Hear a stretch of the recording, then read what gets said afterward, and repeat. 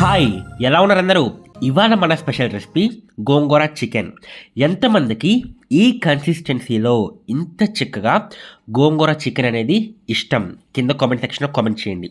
ఈ కర్రీ అనేది వైట్ రైస్లో కానీ, చపాతీలో కానీ, పరోటాలో కానీ అదిరిపోతుంది. నెక్స్ట్ లెవెల్ ఉంటుంది. రెస్టారెంట్స్లో మనకి ఎలాగైతే ఉంటుందో సేమ్ టేస్ట్ వచ్చేటట్టు ప్రతి స్టెప్ కూడా క్లియర్గా ఎక్స్ప్లెయిన్ చేస్తూ టిప్ టు టిప్ అన్నీ కూడా చెప్పాను.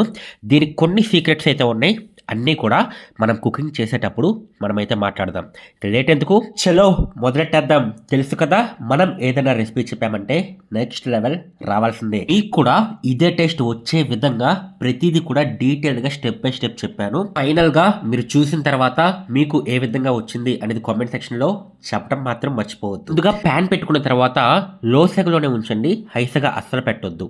8 నుంచి 9 స్పూన్స్ ఆయిల్ వేసుకోండి.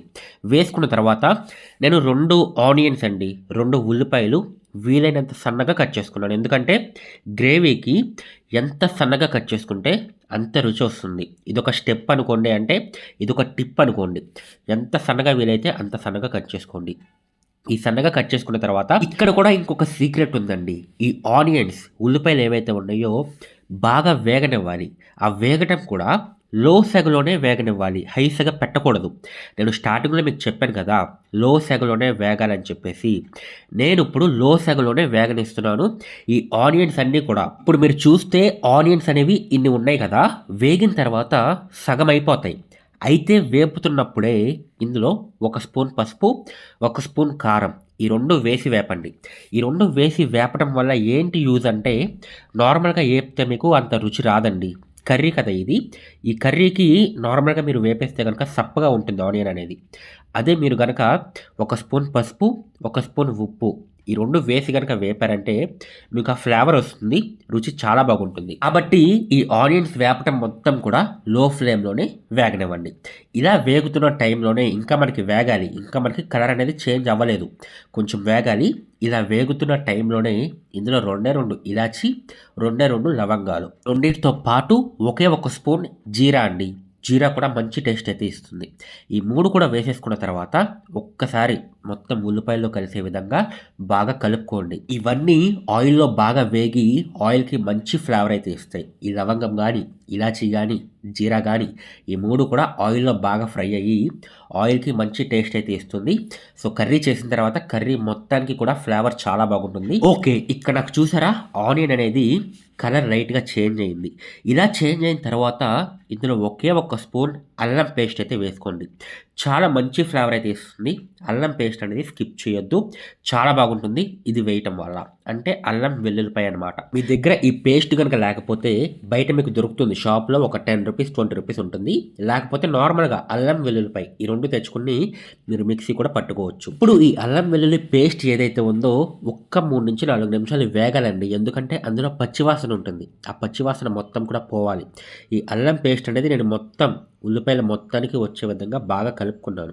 ఒక 2 నిమిషాలు అలా లో ఫ్లేమ్లోనే వేపిన తరువాత ఇందులో ఒకే 1 టమాటో వీలైనంత సన్నగా కట్ చేసుకోండి. ఒక 4 నుంచి 5 మిర్చి అండి. ఈ మిర్చి అనేది నేను లైట్గా డైమండ్ షేప్లో నేనైతే కట్ చేశాను. అలా కట్ చేసుకుంటే కొంచెం బాగుంటుంది, లుక్ చూస్తాక బాగుంటుందని. లేకపోతే మీరు నార్మల్గానే కట్ చేసుకోవచ్చు. అయితే మిర్చి అనేది వీలైనంత సన్నగా కట్ చేసుకోండి, టేస్ట్ చాలా బాగుంటుంది కర్రీస్కి. ఈ ఆనియన్ కానీ, టొమాటో కానీ, మిర్చి కానీ, ఈ 3 కూడా ఎంత సన్నగా కట్ చేసుకుంటే అంత బాగుంటుందండి కర్రీకి. ఓకే, సో ఇప్పుడు ఇవన్నీ కూడా బాగా వేగాలన్నమాట. ఒక 5 నుంచి 6 నిమిషాలు లో ఫ్లేమ్లోనే, సెగ అనేది పెంచొద్దు, మొత్తం కూడా లో ఫ్లేమ్లోనే చేస్తున్నాం. లో ఫ్లేమ్లో ఒక 5 నుంచి 6 నిమిషాలు ఆయిల్లో వేపిన తరువాత ఇందులో నేను ఒక పావు కేజీ చికెన్ అయితే తెచ్చుకున్నాను. ఈ చికెన్ని ఒక 2 నుంచి 3 సార్లు బాగా వాష్ చేసేసి, మొత్తం ఏమన్నా మట్టి కానీ ఏమన్నా సరే ఒక 2 నుంచి 3 సార్లు బాగా కడిగేయండి. కడిగిన తర్వాత నేనైతే ఇందులో వేసుకుని ఇప్పుడు మనం వేసిన ఆనియన్ కానీ, టొమాటో కానీ అన్నీ కూడా ప్రతి ముక్కకి పట్టే విధంగా బాగా కలుపుకున్నానండి. మొత్తం కూడా లో ఫ్లేమ్లోనే చేస్తున్నాం, హైస్గా ఎక్కడ కూడా పెట్టట్లేదు. ఫ్రెండ్స్, నేను స్టెప్ బై స్టెప్ చెప్తున్నాను, ఎలాగైతే చూపిస్తున్నానో అలాగే చేయండి. మీకు కర్రీ టేస్ట్ అనేది నెక్స్ట్ లెవెల్ ఉంటుంది, చాలా బాగుంటుంది. అందుకే నిదానంగా ప్రతి స్టెప్ కూడా చెప్తా వెళ్తున్నాను అనమాట. ఇప్పుడు మూత పెట్టాం కదా! ఒక్క 7-8 నిమిషాలు ఉడకనిచ్చాననమాట చికెన్‌ని. ఉడకనిస్తున్నప్పుడు మనకి చికెన్‌లో నుంచి లైట్‌గా వాటర్ వస్తాయండి. చూసారా నాకు లైట్‌గా వాటర్ అనేవి వస్తున్నాయి. మనం ఏదైతే ఆయిల్ వేసామో ఈ ఆయిల్‌లో కలుస్తాయనమాట. మనం వేరేగా కూడా వాటర్ వేయాలి గ్లాస్‌తో. అవి నేను తర్వాత చూపిస్తాను ఎలా వేయాలనేది. అయితే మధ్య మధ్యలో ఒక 5 నిమిషాలు ఇప్పుడు మూత పెట్టి ఉడికిచ్చాం కదా! ఒక 5 నిమిషాలు అయిన తర్వాత తీసి ఒకసారి ఇలా ప్రతి ముక్క కూడా తిప్పుకోవాలి. ఎందుకంటే కింద అడుగంటిపోయే అవకాశం ఉంటుంది. మాడిపోయే అవకాశం ఉంటుంది. ఇప్పుడు ఇందులో మనం మసాలాస్ చూద్దామండి. ఒకే ఒక స్పూన్ ఉప్పు వేసుకోండి. అంటే సాల్ట్. అలాగే ఒకే ఒక స్పూన్ కారం వేసుకోండి. ఈ రెండిటితో పాటు ఒకే ఒక్క స్పూన్ ధనియాల పొడైతే వేసుకోండి. ఈ మూడిటితో పాటు లాస్ట్ మసాలా మనకి చికెన్ మసాలా అనమాట. బయట మీకు షాప్స్‌లో దొరుకుతుంది. ఒక రూ. 5 ఉంటుంది. ఈ మసాలా తెచ్చుకోండి. ఈ 4 వేసేసి మొత్తం ఇప్పుడు మనం వేసిన ముక్కలు ఏవైతే ఉన్నాయో ప్రతి ముక్కకి పట్టే విధంగా బాగా కలుపుకోండి. ఒక 2-3 నిమిషాలు. ఇక్కడ మనం మొత్తం ప్రాసెస్ మొత్తం కూడా లో ఫ్లేమ్‌లోనే చేస్తున్నాం. మళ్ళీ మళ్ళీ చెప్తున్నాను సెగ అనేది అసలు పెంచొద్దు. సెగ పెంచితే మీకు టేస్ట్ మారిపోతుంది. ఇంత టేస్ట్ రాదనమాట. అయితే లో సెగలో చేస్తున్నాం కాబట్టి కొంచెం టైం పడుతుంది. అంటే ఒక 40 నిమిషాలు, 50 నిమిషాలు ఇలా పడుతుందనమాట. మనకి కర్రీ అనేది ప్రిపేర్ అవుతాకి. బట్ మనకి టేస్ట్ ముఖ్యం కాబట్టి రుచి రావాలంటే లో ఫ్లేమ్‌లోనే అవ్వనివ్వండి. స్టార్టింగ్‌లో కొంచెం సెగ పెట్టుకోండి. ప్యాన్ మనకి హీట్ అవుతాకి. హీట్ అయిన తర్వాత ఇంక మొత్తం కూడా లో ఫ్లేమ్‌లోనే చేసుకోండి. ఓకే. ఇప్పుడు ఇందులో నేను గోంగూర అనేది యాడ్ చేశానండి. ఒక కట్టయితే నేనైతే తెచ్చుకున్నాను. మీరు కర్రీ ఎక్కువ చేసుకుంటే ఒక హాఫ్ కేజీ తెచ్చుకుంటే 2 కట్టలు తెచ్చుకోండి. కేజీ చేసుకుంటే 4 కట్టలు తెచ్చుకోండి. ఇలా అన్నమాట మనకు క్వాంటిటీ అనేది. నేను పావు కిలో చికెనే కాబట్టి వేసింది. నాకు ఒక కట్ట సరిపోతుంది. ఒక కట్ట గోంగూర అయితే వేశాను. వేసేసి ఒకసారి మొత్తం అంతా కూడా కలిపేద్దాం. ఈ గోంగూర మొత్తం కూడా చికెన్‌లో కలిసే విధంగా బాగా కలిపేశాను.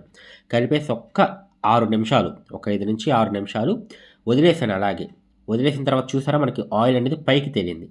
ఇలా తేలిన తరువాత ఇందులో ఒకే ఒక గ్లాస్ వాటర్ అయితే పోసుకోండి. అర్థమైందా? ఒకే ఒక గ్లాస్ సరిపోతుంది వాటర్ అనేది. ఒక్క గ్లాస్ వాటర్ పోసుకున్న తరువాత మొత్తం అంతా కలిసే విధంగా బాగా కలిపేయండి.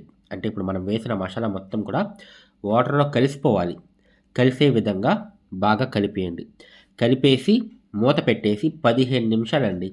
15 నుంచి ఒక 18 నిమిషాలు ఇలా చూసుకోండి. ఒక 18 నిమిషాలు లో ఫ్లేమ్‌లోనే ఉడకనిస్తున్నప్పుడు మీకు మంచి వాసనైతే వస్తుంది కర్రీది. మీకే అర్థమైపోతుంది. అంత బాగా వస్తుంది. ఒక్క 18 నిమిషాలు అయ్యిన తర్వాత ఒక 20 నిమిషాలు ఏసుకోండి. 20 నిమిషాలు అయ్యిన తర్వాత తీసి చూస్తే ఈ విధంగా ఉంటుంది మీకు కర్రీ అనేది. అర్థమైంది కదా! లో ఫ్లేమ్‌లోనే సెగ పెంచొద్దు. సెగ పెంచితే మీకు అడుగంటే అవకాశం ఉంటుంది. లో ఫ్లేమ్‌లోనే మూత పెట్టి 20 నిమిషాలు ఉడికిస్తే మీ కర్రీ అనేది ఈ విధంగా తయారవుతుందండి. ఈ కర్రీ అనేది చపాతీలోకి గానీ, రైస్‌లోకి గానీ, పరోటాలోకి గానీ స్టార్టింగ్‌లో చెప్పా కదా! నెక్స్ట్ లెవెల్ ఉంటుంది.